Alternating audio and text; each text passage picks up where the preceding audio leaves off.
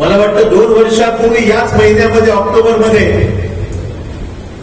ज्यावेळेस निवडणूक लागली होती त्या निवडणुकीचा फॉर्म भरण्याचा हाच महिना होता ज्यावेळेस आम्ही या सगळ्या प्रक्रियेमध्ये रावसाहेब अंतापूरकरांना उमेदवारी दिली आणि आपण सर्वांनी त्यांना मिळून भरघोस मतांनी या मतदारसंघातून निवडून दिलं होतं. तो दिवस मी कधी विसरू शकणार नाही. तर आज एक वेगळा प्रसंग आहे.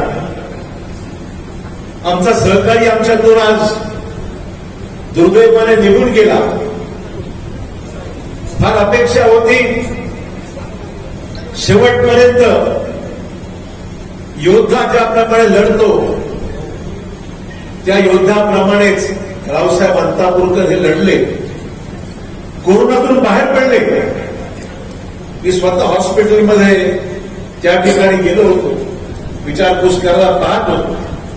एक एक दिवस मोजत होतो कशा पद्धतीने रिकवर होतील, बाहेर पडतील. डॉक्टरांच्या संपर्कात होतो. कोरोनातून बरे झाले, आयसीयूमधून बाहेर काढून दुसऱ्या वॉर्डात दाखल झाले. मात्र नियतीला काही वेगळंच मान्य होतं आणि हळूहळू प्रकृती त्यांची घासळत गेली. हा जवळ हा योग पाहण्याचा मला प्रसंग आला. त्यामुळे मनामध्ये खंत आहे, मनामध्ये दुःख आहे. म्हणजे आज जितेश अंतापूरकरला पाहिल्यानंतर पहिल्यांदा आठवण येते रावसाहेब अंतापूरकरची. अतिशय कष्टाने मेहनत करणारा मितभाषी आमदार निवडून सर्व्हिसमध्ये होते, आमदार म्हणून निवडून आले. आमदार म्हणून निवडून आल्यावर पाय जमिनीवर ठेवणारा, कधी हवेत राहिला नाही माणूस हा. गरीबातल्या गरीब माणसाशी संपर्कात राहिला आणि प्रत्येकाला वाटून लागला हा आमदार माझा आहे, माझ्यातला आहे, माणुसकी असणारा माणूस आहे. अशा प्रकारची ख्याती एक तर पहिल्यांदा राहिले, दुसऱ्यांदा जेव्हा निवडून आले लोकांनी सहानुभूतीतून त्यांना निवडून दिलं की हा माणूस अतिशय सामान्य कुटुंबातला माणूस आहे, असा आमचा लोकप्रतिनिधी असला पाहिजे. हे देगुड बिंदुडीच्या लोकांनी ओळखलं आणि म्हणून रावसाहेबांना त्यावेळेस निवडून दिलं. मला या ठिकाणी मंचावर आज आमच्या अंतापूरकर ताई या ठिकाणी उपस्थित आहे. ते खरं म्हणजे त्यांच्या डोळ्यातले अश्रू मी पाहिले ज्या दिवशी अंतापूरकर हे अतिशय शेवटच्या क्षणापर्यंत झुंज देत होते. त्यावेळेस आमच्या ताई त्या ठिकाणी फार कासावीस झाल्या होत्या. मी स्वतःही डोळ्याने पाहिलं. त्यामुळे त्यांचे अश्रू हे खरे अश्रू आहेत, हे मगरमच्छ के अश्रू नाहीये. तो सब कुछ मिळणे के बाद सगळं मिळाल्यानंतर पुन्हा अश्रू काढून तयार आहेत. आणि शिवसेनेने ज्याला एवढं मोठं केलं त्या पक्षाला क्षणात शर्ट बदलला, कपडे बदलले, कमी कपडे बदलून टाकले. शिवसेनेची तारीफ केली. तुम्ही जाधव साहेब विचारलं तारीफ कशासाठी केली, तुमचं तुम्ही बाकीत केलं. पण ही तारीफ यासाठी केली की उद्या पुन्हा दरवाजा ओपन राहावा म्हणून तारीफ केली. ही तारीफ यासाठी केलेली आहे की पुन्हा वापस येण्याकरता सोय राहावी म्हणून ही तारीफ आहे. तर मला खात्री आहे की उद्धवजी ठाकरेंच्या नेतृत्वाखाली आम्ही महाराष्ट्रामध्ये काम करत आहोत. जोरदारपणे महाराष्ट्रामध्ये नेतृत्व करणारे, मी स्वतः राज्याचा प्रमुख होतो, अनेक मुख्यमंत्र्यांच्या बरोबर मी कामही केलेलं आहे. आज उद्धवजींच्या बरोबर महाविकास आघाडीमध्ये अजितदादा आहे, मी आहे, आम्ही सर्वजण आणि इतरही सरकारी पक्षाचे मित्र आहेत आमचे. पण मला सांगितलं पाहिजे प्रशासनाचा अनुभव कमी जरी असला तर निर्णय ज्या पद्धतीने त्या धडाकेबाज निर्णय उद्धव ठाकरे घेतात त्याबद्दल त्यांची जेवढी अभिनंदन करावं आणि जेवढी तारीफ करावी तेवढी कमी. हा काय पक्षाचा विषय बोलत नाही केला. त्यांचा स्वभाव मी त्याची ओळख अगोदरपासून आहे. प्रत्यक्ष कामामध्ये चर्चा करत असताना त्यांची कार्यपद्धती मी पाहिली. जोपर्यंत तुम्ही वाघाला नीट वागवता तुम्हाला वाघ बरोबर आहे, पण तुम्ही शेपटी ओढायचा प्रयत्न केला तर वाघ चावल्याशिवाय राहणार नाही. मला आणि त्यामुळे उद्धवजींची जी कार्यपद्धती आहे मोकळ्या मनाने, मी नांदेड जिल्ह्याचा महाराष्ट्र सगळा अभ्यास मला आहे, पण नांदेड जिल्ह्याचं काम करत असताना मला अनुभव आहे की नांदेड जिल्ह्यातील विकासात्मक कामासंदर्भामध्ये ऊपरवाला जब देता है छप्पर फाड़ के देता है, ही जर भूमिका तुम्ही बनवत असेल तर महाराष्ट्राचे विद्यमान मुख्यमंत्री उद्धव ठाकरे यांचं मनापासून अभिनंदन केलं पाहिजे या विकास आघाडीमध्ये. तर माझा अजेंडा विकासाचा अजेंडा आहे. रत्नाल मोकळेपणे सांगितलं पाहिजे, मी इथे निंदा नालस्ती करायला आलोच नाही आणि कधी माझ्या 40 वर्षाच्या राजकीय कारकिर्दीमध्ये मी कधीही निंदा नालस्ती कोणाची करण्याची भूमिका नाही. माझा जिल्हा हा महाराष्ट्रामध्ये नंबर 1 चा जिल्हा राहिला पाहिजे. तो सामान्य माणूस आम्हा सर्वांकडे मोठ्या अपेक्षेने पाहतोय की त्याचे प्रश्न मार्गी लागले पाहिजे, त्याच्या समस्या सुटल्या पाहिजेत, विकासाला गती मिळाली पाहिजे. हे तुमचं स्वप्न शंकरराव चव्हाण साहेबांनी पूर्ण करण्याचं काम केलं, आत्ता पुरकरांनी करण्याचं काम केलं. मी तुमचा प्रतिनिधी म्हणून तुमच्या डोळ्यातले अश्रू, तुमच्या अडचणी दूर करण्याकरता अशोक चव्हाण या सर्वांना सोबत घेऊन राहिल्याशिवाय राहणार नाही. त्यामुळे निंदा नालस्ती हा माझा विषयच नाही. आपण पहा, मला अतिशय आज आनंद आहे की तिन्ही आमचे महाविकास आघाडीतले घटक पक्षाचे सर्व एकत्र आहोत आहे आणि आम्ही भूमिका स्वीकारली. आदरणीय सोनिया गांधींना सांगितलं की भाजपला जर बाहेर ठेवायचं असेल, भाजपला दूर ठेवायचं सत्तेपासून 5 वर्ष पण पाहिली, 5 वर्ष भाजपची कारकीर्द पण पालगवली पाहिली. मराठवाडा पोरका झाला, मराठवाड्याचे प्रश्न सगळे मागे पडले, पुन्हा वेळेने मराठवाड्याकडे पाहिला आणि म्हणून आम्ही सोनिया गांधींना विनंती केली की आपण राष्ट्रवादी आपल्याबरोबर होतच, पण शिवसेना सुद्धा भाजपला दूर ठेवायचं असेल तर 100% शिवसेना गेल्याशिवाय पर्याय नाही, केलं पाहिजे ही आम्ही विनंती केली.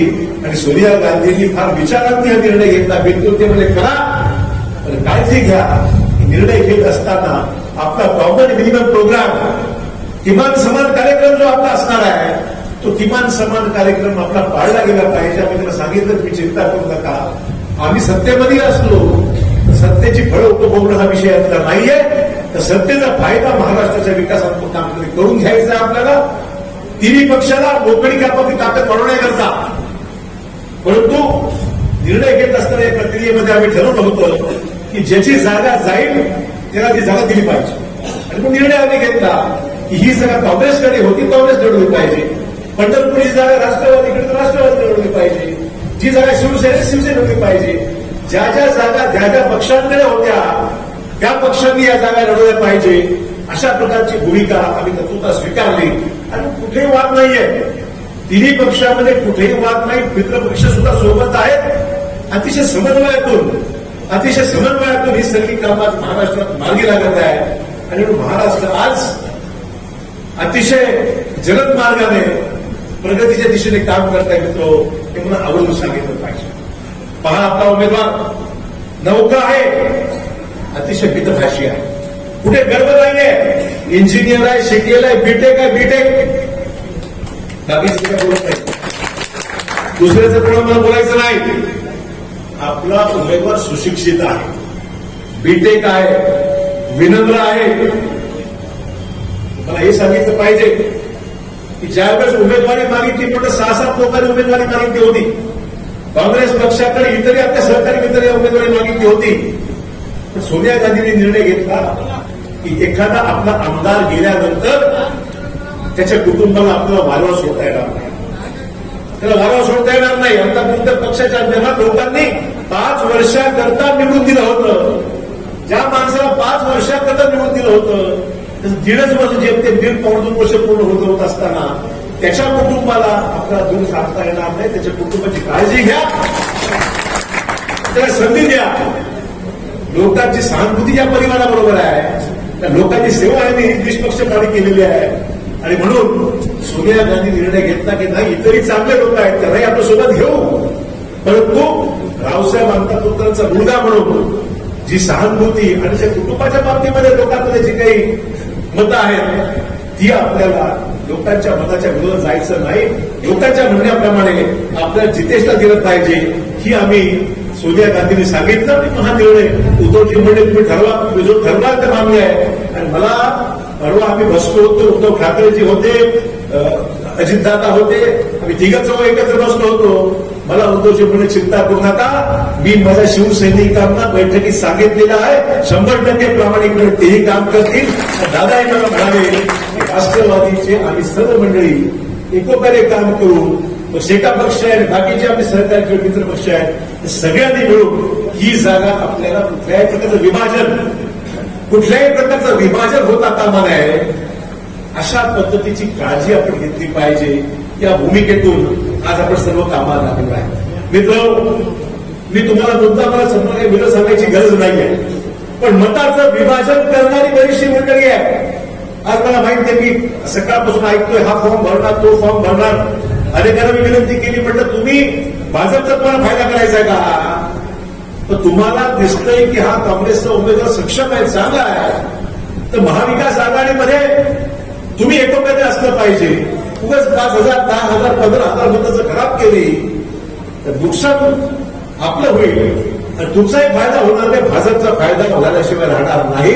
हे मी त्यांना अनेकांना समजून सांगितलंय आणि मला वाटतं बऱ्याची मानसिकता आहे की बरोबर आहे तुमचं म्हणणं. पण मला लोकांना विनंती करायची आहे की आता एकजूट आहे, ही महाविकास आघाडीची एकजूट आहे. ही एकजूट अशीच कायम करा आणि 30 तारखेला एकही मत इकडे तिकडे जाऊ देऊ नका. बाकी माझ्यावर सोपवा, तुमच्या मदतीला मी हजर. लक्षात ठेवा, रावसाहेब आमदार माझ्याकडे नेहमी यायचे. मला एका गोष्टीचा अभिमान, कधी व्यक्तिगत काम सांगितलं नव्हतं.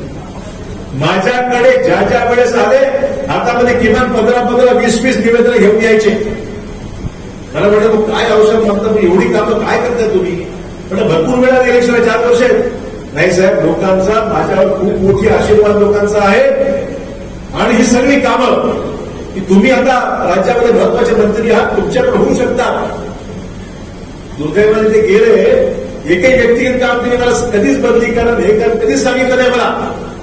पण मला सांगितलं पाहिजे, ते गेल्यानंतर जवळपास 100 कोटी रुपयाची कामं या देगलूर देवळी मतदारसंघात मी मंजूर केली.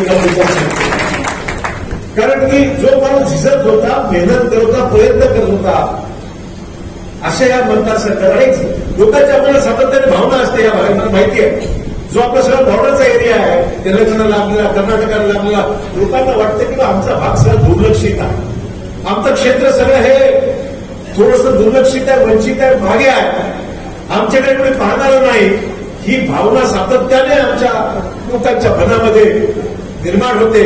पण मला देगलूरवासियांना मुद्दाम सांगायचंय की जी काही आमची सगळी गावं, जी ग्रामीण भागाचा क्षेत्र, जे आमचे कर्नाटका, तेलंगणा या बॉर्डर लागून जो भाग आहे, या सगळ्या लोकांना अधिकचा न्याय अशोक चव्हाण दिल्याशिवाय राहणार नाही. मला माहिती आहे तुमच्या मनामध्ये नेहमी वाटतं की साहेब आम्ही इतक्या लांबवर कोण येते, 2.5 तासावर 3 तासावर कोण बघायला येतं आमच्याकडे. तसं नाहीये. हे सगळे प्रकल्प जे आपले प्रलंबित होते, मागे राहिले होते, त्या सगळ्या प्रकल्पाला चालना मी देऊ लागलेलं आहे आणि त्याला साथ मुख्यमंत्री चांगली साथ आहे. सत्ता नाही पण ती गोष्ट घरी आहे, सत्ता नाही. मी मुख्यमंत्र्यांना विनंती केली, म्हटलं तुम्ही समृद्धी महामार्ग घेऊन चाललाय, तिकडून जालना मार्गे चाललाय, तुमच्या बुलढाणा नागपूरला चाललाय. पण मी मुख्यमंत्र्यांना म्हणलो की साहेब मराठवाडा सुटून चाललाय, आपला मराठवाडा सुटून चाललेला आहे आणि आमची सगळ्यात मोठी खंत अशी आहे की मुंबईपासून आम्ही 600 किलोमीटर जवळपास 12 ते 13 तास लागतात मुंबईला पोहोचायला आम्हाला. आणि म्हणून आम्हाला मुंबई 4 तासात गाठता आली पाहिजे, 5 तासात गाठता आली पाहिजे. आणि मग माझी विनंती आहे, म्हटलं जालन्यापासून नांदेडपर्यंत जोडण्याचं काम तुम्ही करा. आणि मुख्यमंत्री आणि अजितदादांनी आमची विनंती मान्य केली. 1000 कोटी नाही, 10,000 कोटी रुपयाचा समृद्धी महामार्ग हा केवळ विनंती केल्याप्रमाणे जालन्यापासून नांदेडपर्यंतचा मार्ग त्यांनी मंजूर केला. जो आता समृद्धीचा पुढचा टप्पा, जो जालन्यापासून नांदेडला, नांदेडून बाय कार निघाला तर 5-5.5 तासामध्ये मुंबईला. म्हणजे मुंबईची आपली 12-13 तासाची होती ती मुंबई आता जवळपास 5-5.5 तासामध्ये आपण मुंबईला पोहोचणार. खूप मोठी क्रांती होईल. मुंबई जवळ असलं, सगळ्यांना नोकरी पाहिजे, कामं आहेत, मंत्रालय आहे, बदली आहे, काही ना काहीतरी सामान्य माणसाला दुसरं पुण्याचा विषय. मी गडकरींना मध्ये विनंती केली, मुख्यमंत्र्यांना विनंती केली की म्हटलं आपला मार्ग फक्त एवढा संपवायचा नाहीये, आपल्याला जायचंय ते इथून औरंगाबादून पुणे मार्गे मुंबईला जायचं. आज आपण नाशिक मार्गे जातो, आम्ही म्हटलं की आपला औरंगाबाद मार्गे पुण्याहून जायचंय मुंबईला. सर्वांची मुलं शिकायला पुण्यामध्ये आहे आणि इथून देगलूर हैदराबादला जायचं. हे 2 गोष्टी झाल्या तर मुंबईची बुलेट ट्रेन नुसतं एवढंच नाही, तर मुंबईची बुलेट ट्रेन आपण 4 तासामध्ये मुंबईला जाऊ शकू. मित्रांनो, 4 तासामध्ये रेल्वेने, हे स्वप्न नाहीये, हे वास्तव आहे. वेळ थोडा लागू शकतो, पण हे पूर्ण करण्याकरता महाराष्ट्र शासनाचा पुढाकार नक्की राहील, हे 100% जाहीरपणे मी सांगू इच्छितो. हा विकासाचा दृष्टिकोन फक्त शिवाय शब्द नुसत्या शिव्या एकमेकाला देऊन कामं होणार नाही. म्हणून मी सांगितलं की पोटनिवडणुकीचा प्रचार हा माझ्यासाठी विकासाचा अजेंडा घेऊन देगलूर वस्त्यांसर्व मला जायचं. मी प्रत्येक ग्रामीण भागाला सुद्धा पैसे दिले म्हणजे या 2-3 महिन्यामध्ये प्रत्येक गावामध्ये काही ना काही झालं पाहिजे. आणि जितेश, तुम्ही बिलकुल खात्री बाळगा, तुम्ही जितेशला निवडून द्या, या भागात कधी मागणी करायची गरज पडणार नाही, हे मी तुम्हाला जाहीर सांगितलं. आज मला जाणीव आहे, प्रचंड पाऊस झाला, या पावसामुळे नुकसान खूप झालं. 70 महिन्यांपाशी बोलतो आपण, आचारसंहितेच्या मर्यादा काय मला जाणीव यायची, परंतु पीकच शिल्लक नाही, कुठेही पिकाचा पत्ता नाही आहे. त्यामुळे पैसेवारी 50%च्या वर याचा प्रश्नच उद्भवत नाही, हे मी स्पष्ट यायला सांगितलं. प्रश्न असा आहे की वाट लोक म्हणतात की साहेब पेपरला बातम्या मध्यंतरी पाहिल्या, त्या बातम्या कदाचित पाऊस पडण्याच्या अगोदरचे हा विषय असा आणतात. परंतु सत्तारबाई राज्यमंत्री एवढं सांगायचंय मला की हा विषय आपण आचारसंहिता जी काही लक्षात घेऊन योग्य पद्धतीने हा प्रश्न हाताळला पाहिजे. आणि जी काही वास्तव आहे, एवढा महाराष्ट्र आपल्या नांदेड जिल्ह्यामध्ये पाऊस एवढा झाला की तिप्पट पाऊस, म्हणजे सरासरीच्या 3पट पाऊस झाला.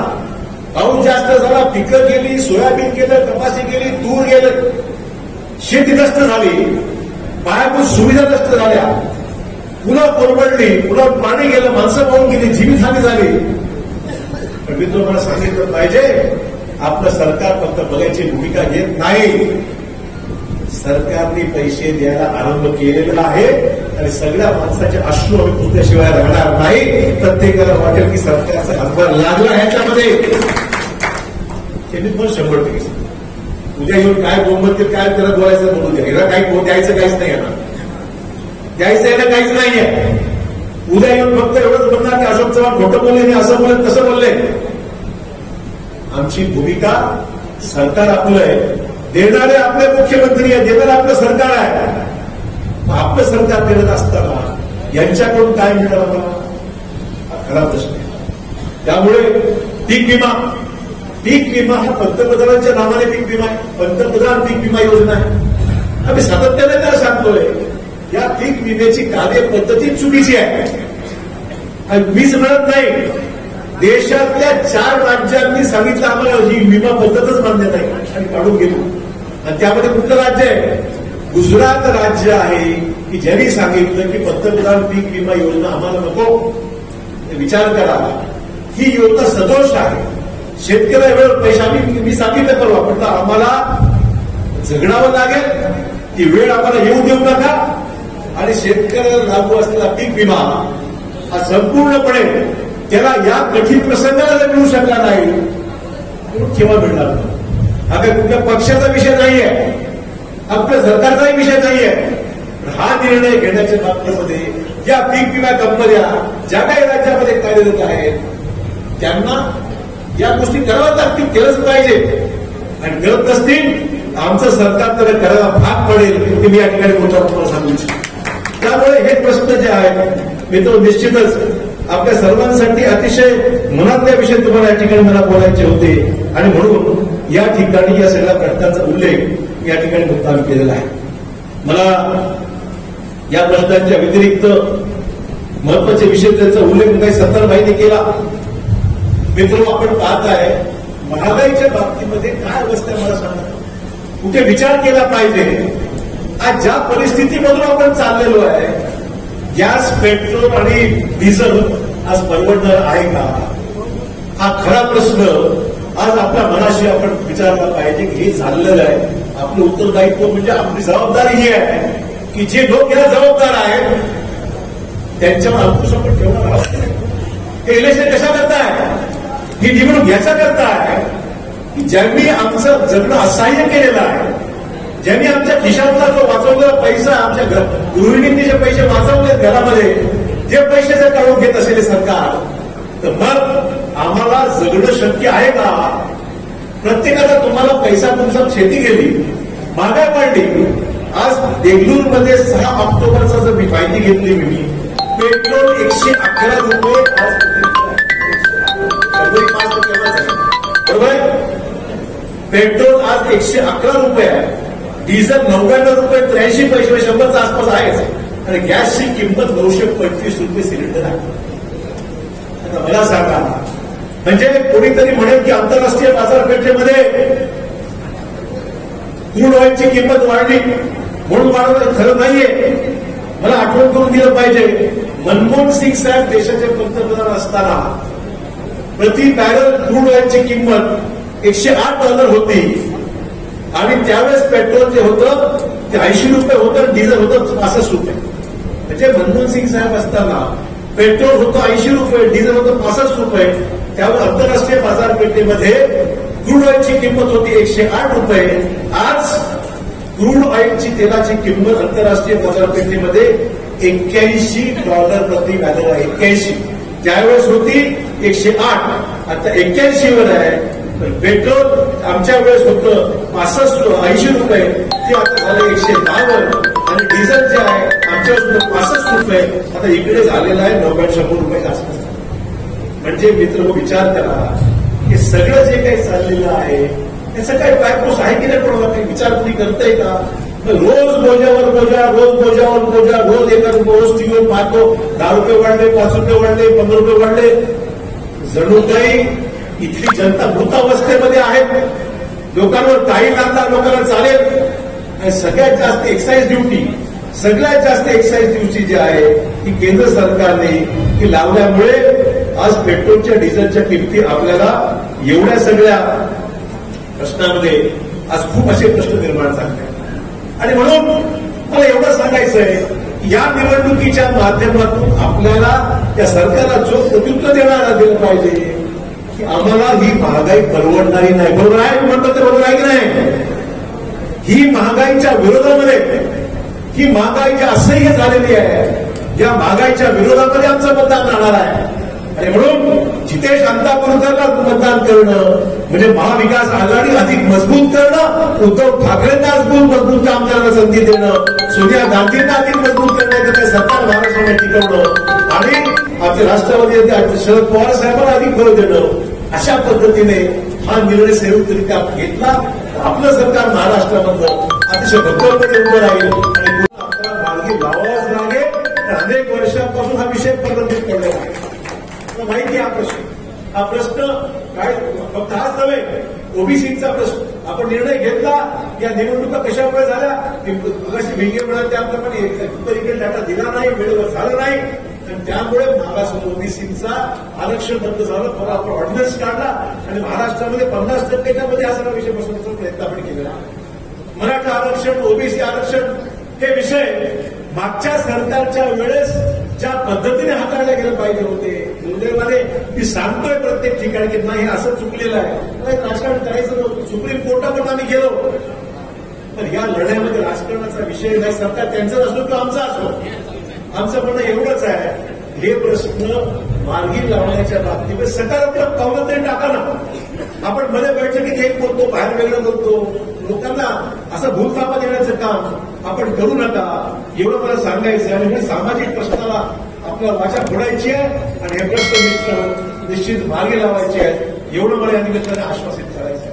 अधिक वेळ देखील 3 वाजले असल्यामुळे आपल्या सर्वांना आजची सभा आपल्याला कल्पना आहे, म्हणजे आम्ही मोठी सभा घेण्याचं योजना अवघड नाही, परंतु कोरोनाच्या पार्श्वभूमीवर ती लहान सभा या ठिकाणी घ्यावी लागली हे मला सांगितलं. तरी सुद्धा आज आपण या ठिकाणी उपस्थित राहिला.